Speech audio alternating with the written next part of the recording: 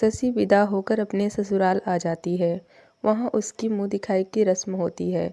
सब लोग शशि की खूबसूरती की तारीफ करते हैं।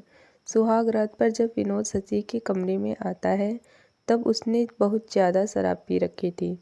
उसने इतनी ज़्यादा शराब पी रखी थी कि वो ठीक से चल भी नहीं पा रहा था। वो शशि के पास आता है और उसके साथ जानवरों जैसा बर्ताव करने लगा। उसने शशि के कपड़े फाड़ने शुरू कर दिए।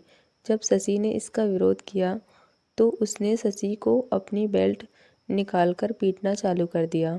शशि चिल्लाती, मुझे छोड़ दो, लेकिन उसने उसकी एक ना सुनी। शशि को पीटता रहा, जिसकी वजह से वो बेहोश हो गई। फिर अगली सुबह जब शशि को होश आया तो उसने देखा कि उसके शरीर के कपड़े फटे हुए थे। जैसे तैसे वो उठकर खड़ी हुई और फ्रेश होकर बाहर आई। वो ठीक से चल भी नहीं पा रही थी। उसकी सासू माँ ने पूछा, क्या हुआ, तुम्हारी तबीयत तो ठीक है? फिर शशि ने अपना सर हिलाते हुए हाँ में जवाब दिया। शशि अंदर से बिल्कुल भी खुश नहीं थी, लेकिन सब कुछ ठीक चल रहा है ऐसा दिखावा कर रही थी। उसने कल रात वाली बात भी किसी को नहीं बताई, यहाँ तक कि अपने मम्मी पापा से भी कुछ नहीं कहा। ऐसे ही दिन बीतते गए और हालात और भी बद से बदतर होते गए। एक दिन तो विनोद ने हद ही कर दी। वो देर रात पार्टी करके शराब के नशे में घर आया और शशि के साथ ज़बरदस्ती करने लगा। उस वक्त शशि की तबीयत कुछ ठीक नहीं लग रही थी, इसलिए उसने विनोद को मना कर दिया। उसकी ना सुनकर विनोद गुस्से से लाल हो गया और शशि को पीटने लगा। साइड में पड़ा डंडा उठाकर उसने शशि की खूब पिटाई की।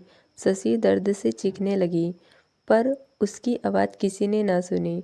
कुछ देर बाद विनोद रूम से बाहर चला गया। शशि ने झट से राकेश को कॉल किया। राकेश ने फ़ोन उठाया। शशि ने रोते हुए राकेश को सारी बात बताई। उसकी बात सुनकर राकेश गुस्से से बौखला उठा। उसने शशि से कहा, तुमने मुझे ये सब पहले क्यों नहीं बताया? अब मैं तुम्हें उस नर्क में रहने नहीं दूंगा।